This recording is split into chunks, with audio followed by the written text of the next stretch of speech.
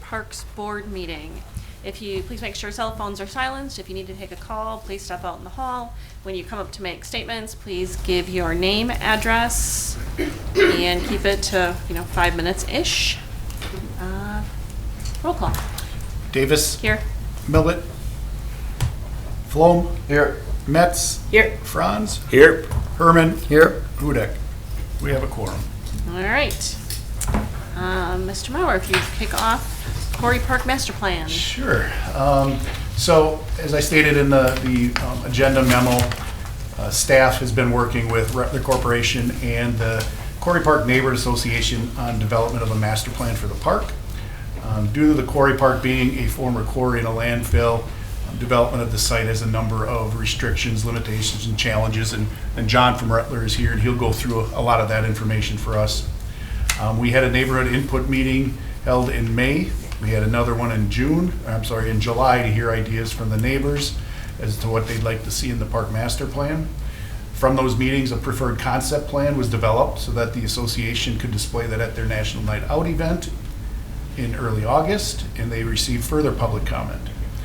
Rattler Corporation developed the final preferred concept plan along with some cost estimates for the development. Both of those items were in your packet. And so I would like to turn it over to John Kinnear with Rattler Corporation to present the background and where we're at. Oh, I just closed to John. That's all right.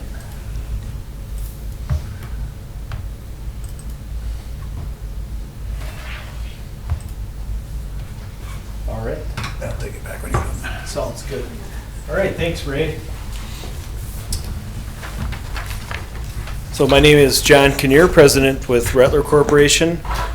We've been working with the department on the Quarry Park master plan. And as Ray mentioned, we did have, let's see, get this, there we go. We did have quite a bit of site constraint here, so that's always been a focus, is to look at the potential opportunities here without getting too far into the weeds on the constraints, even though they are very, very important here. We have an existing landfill.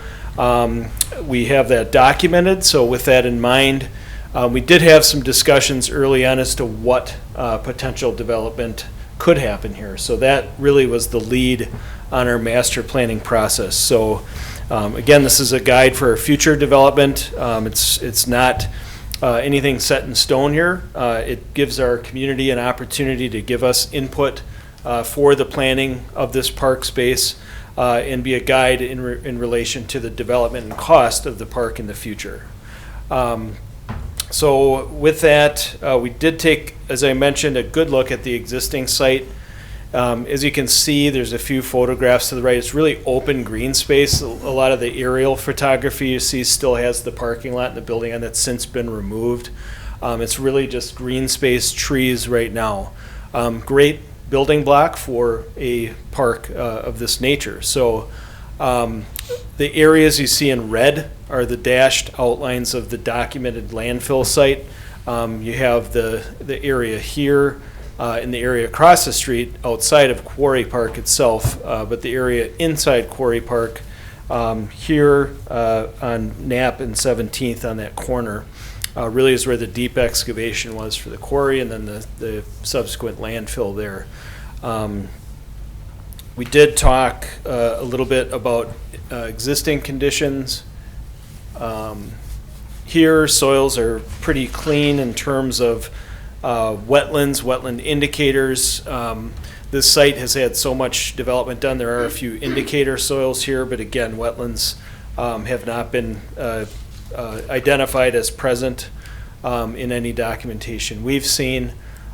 Drainage, there's a nice high point here in the fill area on the southwest portion of the site, with the main drainage patterns on the site moving to the east and to the northeast. So from southwest to northeast is the general drainage pattern, with low areas here and here on the site. So keeping that in mind as we move forward with the project design concepts. Again, as Ray mentioned and as we've dove into early on, We've spoken with the consultant that's done the closure documents for the park site, AECom. We know what's out there. There's a few gas vent pipes. There's a few monitoring wells that are covered, things like that all around the perimeter of the landfill site, and then downstream. These are groundwater monitoring wells downstream of the fill area, which we do have in mind as we design the site. Again, our landfill boundaries are what you'll see in red on the plans moving forward.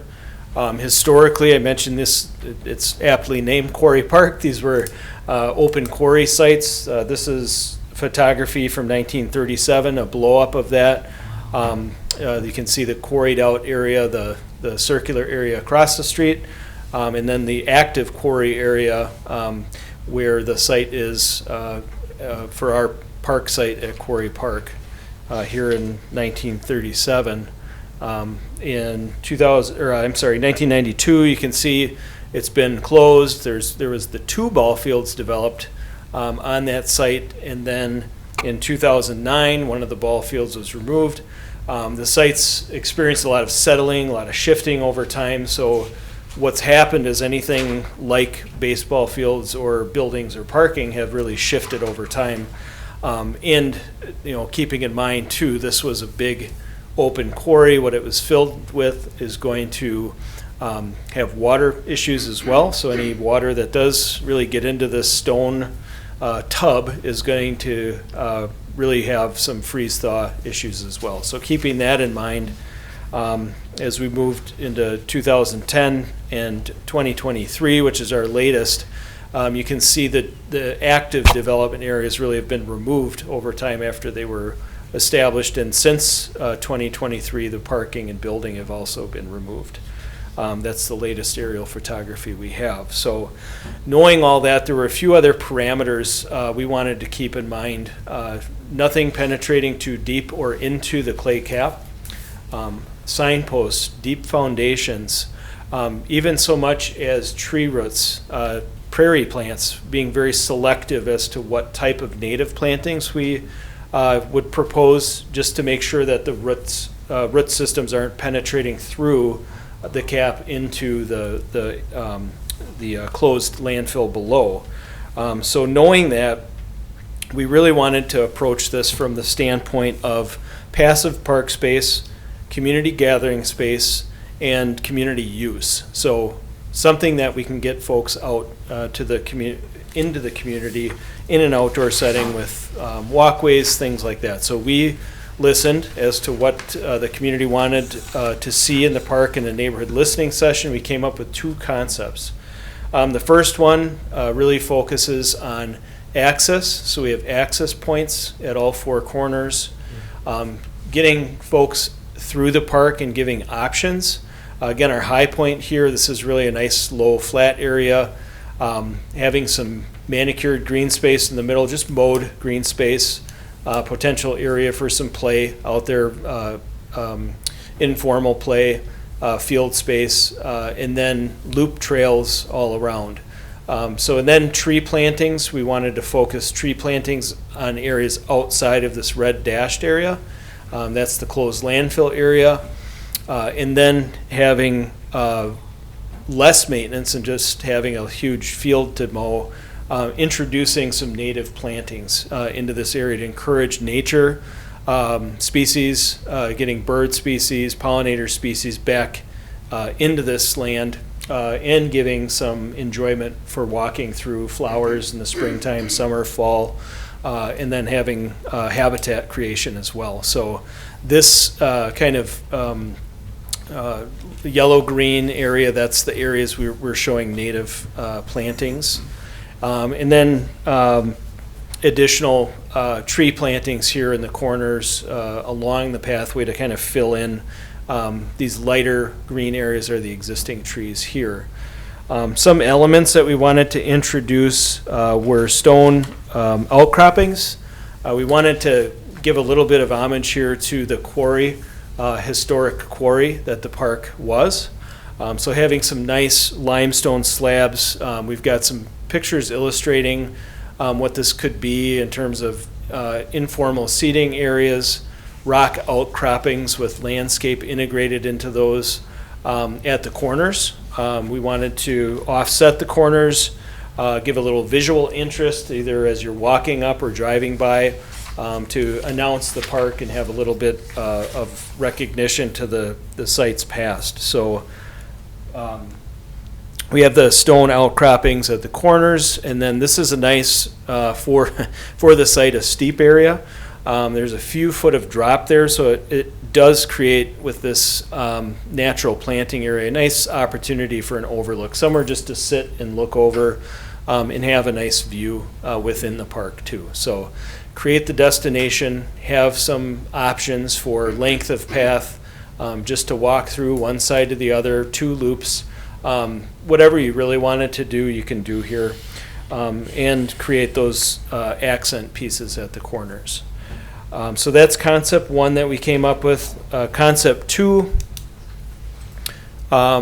really was trying to create a center piece and connectivity. So as you can see, we have much stronger connection and through points through the park to get, to include in your walk throughout the greater neighborhood area. Also to have looping opportunities, maintain some green space. In here we had more of an outcropping central area. Both plans, 1 and 2, we have picnic areas here outside of the landfill area too. So several options for anchored picnic tables on a concrete slab. Everything that you do see here that is a development piece, like picnic tables, benches, will have a concrete slab, so it's slab mounted, nothing with a deeper foundation. So that's very important here that we consider the landfill. So here we have a central gathering area with stone outcroppings around the outside, and then a picnic area in the middle. We presented both of these concepts to the neighborhood, and 2 was the preferred concept.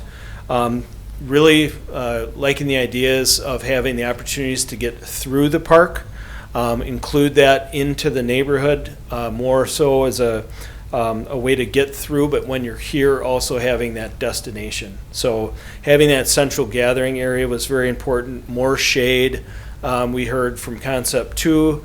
So from concept 2 we developed the preferred concept, very similar to what you see here. We've reinforced that central gathering area to make it a little more of a feature here. We introduced an idea that was brought to us by the neighborhood of some musical instrument, some play spaces, musical instrument space here to create some music as well as enjoy nature, and as well as having that destination point. Picnic tables, we do have those in the outcroppings, and then we do have a gravel. The concept 2 is more of an open central circle area with some outcroppings around it. This we would have more of a stone base to congregate in, to gather in, and then we introduced the musical instruments, the park and rec musical instruments here that like a Lee Recreation or someone would make. And then more trees we heard, so we did add a few more trees where we can. Again, we'd love to put more throughout, but that would be a challenge with penetrating the cap over the landfill areas. So we did add more shade. We did preserve that. We did look at where that, where gas venting pipes are, where monitoring wells were, and which ones were covered or not. We feel this layout is going to work well.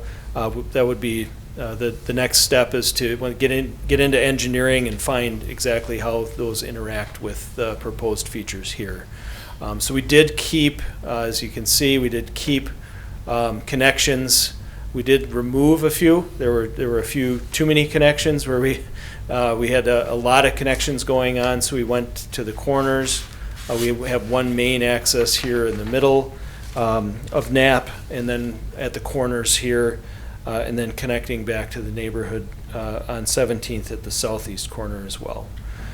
So this was the preferred concept plan that we were asking to move forward. And with that, we did develop costs for the preferred master plan as well. On the next slide here, I can read these. If you can't see them, that's okay. We did break this down by category like we usually do. So these were based on recent costs from park projects that we've been bidding, earthwork and demolition, utilities, native seating areas, the walking trails, the musical, play equipment, other amenities, benches, things like that. And then soft costs as well. We have contingency, and then geotechnical survey costs. DNR permitting and approvals will need to determine that scope of work. When we do get into that, there's going to be a post-closure, landfill post-closure modification permit that will have to be done in conjunction with all of the stormwater permitting, all of the erosion control permitting that needs to go along with that. The DNR landfill approvals will be to be determined, and then the design and other permitting soft costs. Our grand total right now, we're just over 500. It's 521,370 for the full development of the project. And then progress, schedule-wise, as I mentioned, we've been through listening sessions and discussions with DNR, follow-up meetings, neighborhood input meetings 1 and 2. We've done that April through July of this year. We're here before you this evening to ask for recommendation to move this forward to Plan Commission. That'll be our next step, is to get this approved at Plan Commission and Common Council. And with that, I can turn it back to Ray and open it up to any questions you might have.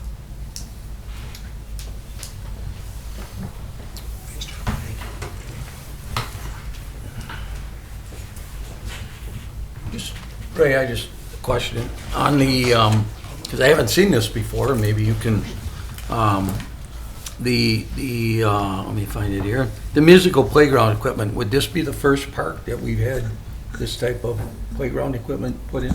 We had some installed up at Tech Miller Park a number of years ago. Okay. I did share with the neighbors that we did receive some complaints from the nearby neighbors up at Tech Miller, because it's not always just the small kids at noon or 2 o'clock in the afternoon. It could be there's going to be music played at other times. Okay. That the neighbors were aware of, and they talked about it a number of times and felt that they'd still like to see that out there. And hopefully it's far enough away from neighboring houses. Okay. And I was just gonna, that was kind of the follow-up. Have you recommended that in quite a few other communities? I mean, is this a popular thing now to have that musical playground equipment? Yeah, it's a trend in playground play spaces. It's really multi-generational too. That's one of the appeals to it, is that, you know, grandparents and grandchildren can go, everybody can really utilize it and enjoy it. We do see it in select playground developments. It's not in every playground development we're doing. But it is an element that's really taken off in many of the recent trends that we're seeing. Not every neighborhood, if it's a small neighborhood park with housing really close by, we might want to reconsider it. This is very centrally located in a larger park site. So, here we felt we could bring that into the preferred concept plan that was desired by most of the neighbors, and as they canvassed their own neighborhood, they found that was a desirable element. So yeah, we are seeing it in certain elements where, in certain applications where it's desired, but it's been around for quite some time now, and it is a very unique element for a play space. Okay, very good, thank you. Mm-hmm. A couple questions about, We'd like to take the opportunity to let the neighbors that are here speak. Yep. We all agreed, sorry. My name is Lori Buzzkirk. I live at 642 West 17th. We all agreed, this is Kirsten Lankow. and I live at 876, so my property actually butts up right against the park. So we truly agreed that this was something unique that no one else had. We didn't want obviously we can't have playground equipment and that sort of thing, so we really liked that idea of being unique and kind of stand out a little bit. And we also just wanted to say that, like even, I don't know if you guys have driven down Knapp and seen the marigolds that we planted. We have gotten so much positive reaction from people who live in the neighborhood, people driving by. We've had to buy cones to put in the street for deadheading because people are gawking like, oh my gosh, or they, are yelling at us as they're going by. I mean, people just love that something is being done there. And we've it's really brought a lot of joy to us to see that It's too. been a really nice neighborhood collaboration. It's brought everybody together. Mm-hmm. They look fantastic. Thank you. Thank you. Thank you. We were glad we didn't have the 10,000 or whatever that Appleton or Menasha had, because we only had like 850 and it's been enough. Fair enough. I think that's all we have. Okay. Thank you. Thank you. Okay. Couple questions about just the overall nature of utilizing a decommissioned landfill. I love the fact that we're going to be doing something with this parcel of land because it's been underutilized for such a long time. The only concerns that I have are, number one, regarding soil compaction. We're going to have to do that at the site. And then number two, just the continual monitoring of methane levels.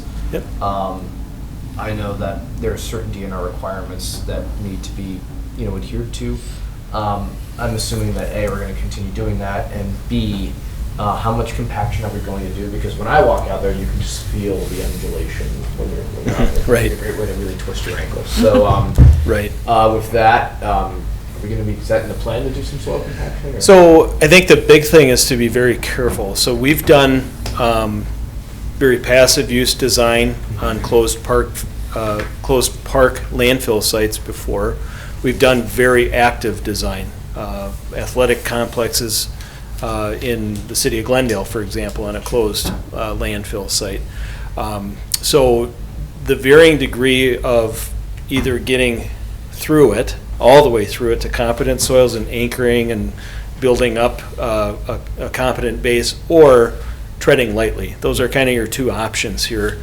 The option that we're showing here is the tread lightly. So grading is going to be very important. Introducing geotextile or geogrid underneath rather than compaction will be addressing that base to help level out the base to get that stabilized base on with the trail material on top of it. And then the slabs as well, that we'll have to look at everything that we did propose here, slab mounted, the equipment, the musical instruments, those would be slab mounted with anchor bolts rather than other playground equipment that has the deeper foundation posts that would be in concrete there. But everything will be recommended by a geotechnical engineer. The pavement profiles, all of that will review with geotechnical. Even if it's a gravel trail, we'll want to design that with a pavement profile just to make sure we're addressing those unstable soils and the changing soils. Maybe touch on why we went with the gravel trails because of that. Because of that, so flexible pavement, rigid pavements like concrete, that's without being heavily reinforced like the slabs, those will crack. Flexible pavements like asphalt eventually are going to crack here. The gravel trails, the limestone screening trails, if you will, that's maintainable, that's fixable, that's something that can undulate, can move a lot easier than any flexible pavement or rigid pavement profile. So having that in stone is going to give us that flexibility that we need to be able to bridge that, possibly with some geogrid or geotextile, but then build that profile and have a quite flexible surface on top that can be maintained by parks. I really appreciate that because we're not disturbing what's under there all too much while maintaining that we have a flat surface. So Right. I like that. Just overall thoughts. For me, it's developing this piece of property, using it as a community meeting point. The neighbors have done a wonderful job. I live close to here, so I saw the marigolds when I was driving on Saturday morning. So it looks wonderful, and I'm just very happy that we're going to do something here because it's just such an underutilized piece of property. So, thank you. All right. Any other questions? If not, what we would ask is a recommendation for approval to both the Plan Commission and Common Council from this board. I so move. Second. So we got a motion by Tim, second by Jacob. Do a voice vote. Davis, Aye. Flom, Aye.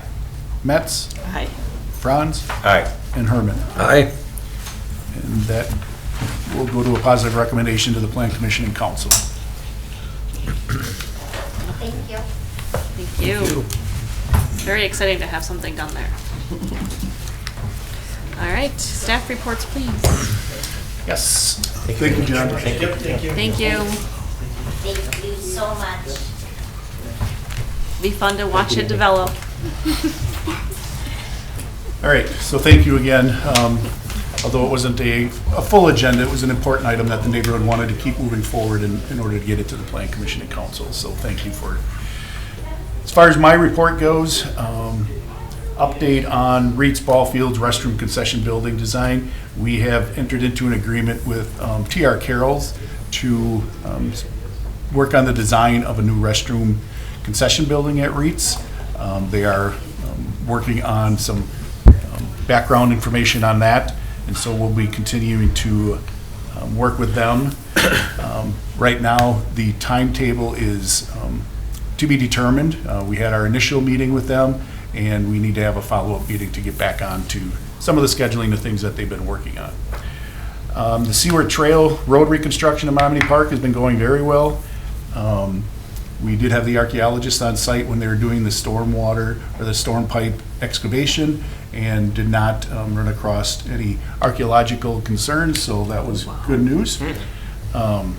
They also, engineering obviously from the last project on Pratt Trail, we knew that we had to really minimize the depths on what we were going down for the road reconstruction. And I believe most, if not all, of the curb and gutter were staying anyway, so we couldn't really move too much with the road heights.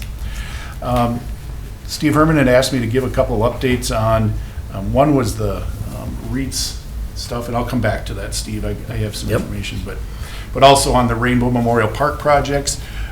We do have a master plan for Rainbow Memorial Park, and I think you recall back when we were talking about the CIP, we are getting rid of one of two oldest restrooms in our system with the REITs restrooms. The other one is over at Rainbow. We've been holding off on both of those because of the larger projects that they were incorporated into as far as parking lot, ball field, and so forth. At Menominee Park, we are starting to phase in those developments just because of funding through the city and not being able to bite off a $4 to $6 million project. So we're going to start phasing those in, and that was part of the CIP that I'll pull up. But back to Rainbow, we've held off on that because we were waiting for the intersection work at Oshkosh Ave and Sawyer to be done, because that's going to change that whole intersection, of course, and a little bit on the south side of Rainbow Park is going to be changed because the roadway, Sawyer Street North, is going to basically going straight into, is that Veterans Trail? Mm-hmm. Veterans Trail, which runs along Rainbow Park.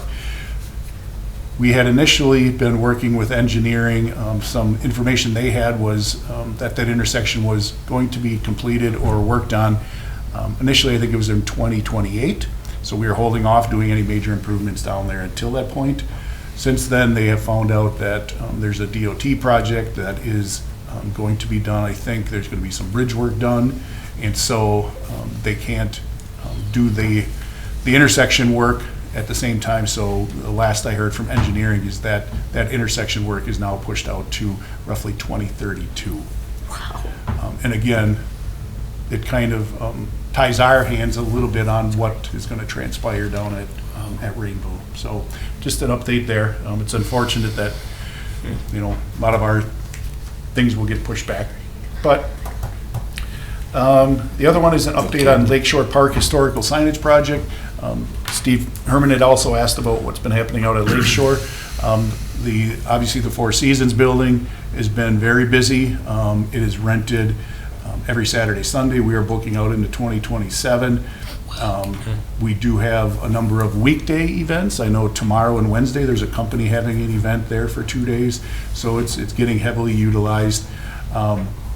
We have also installed on the west side, we used to have a pole shed over there for the golf course, some equipment storage.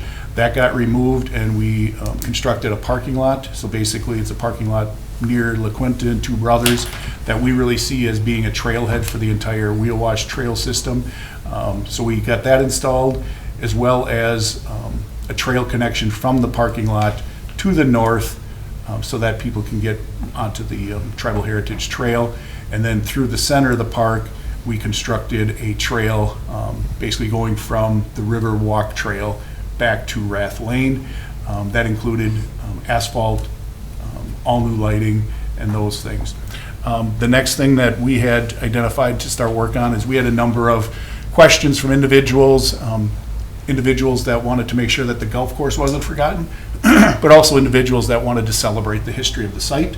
So we have actually started working with the museum staff, Oshkosh museum staff, sorry. Earlier this year, we met with them.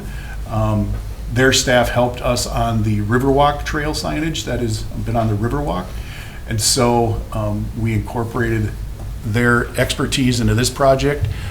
They are doing the background and some history for both the site, but as well as the golf course.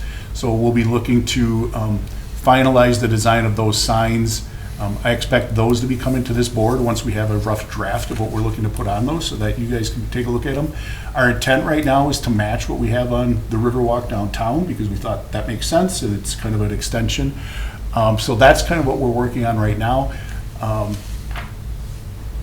I would expect, I think the last timeline I saw is by the end of the year, we should see some drafts of the signage, verbiage, and so forth.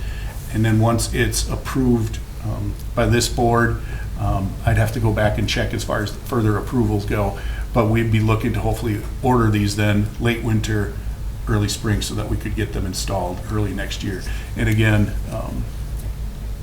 we have been hearing people about making sure we don't forget the golf course history as well as the site. So those are some of the items that I wanted to highlight. And I know I'd like to pull up the CIP again, just because that kind of deals with some of the questions that Steve Herman had.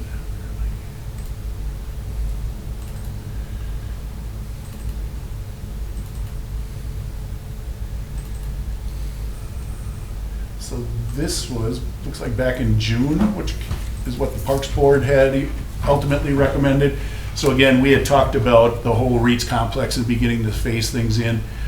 So currently, we've got in our budget $500,000 for the design and construction of the concession and concession restroom building at REITs that we're working on. In next year's CIP, we did request $350,000 to replace the ball field lights on the north field at REITs. So that would be next year. And then in '27, we requested another $350,000 to replace the lights on the south field. Again, biting off pieces of the larger project. And then 2028, we had replacement of fencing and scoreboards. And then the actual fields themselves being renovated in 2029. So hopefully by 2030, we should have the whole baseball, softball complex completed at that point. So Steve, hopefully that answers your question. Yep. Now what we'll start doing is taking a look further out and looking at the parking lot area and some of those other improvements that we have to take a look at. But kind of gives you an idea, and this obviously people can pull up on the city website. It was shared with the Common Council and the city manager as well. So hopefully that helps. Yep. That is my report.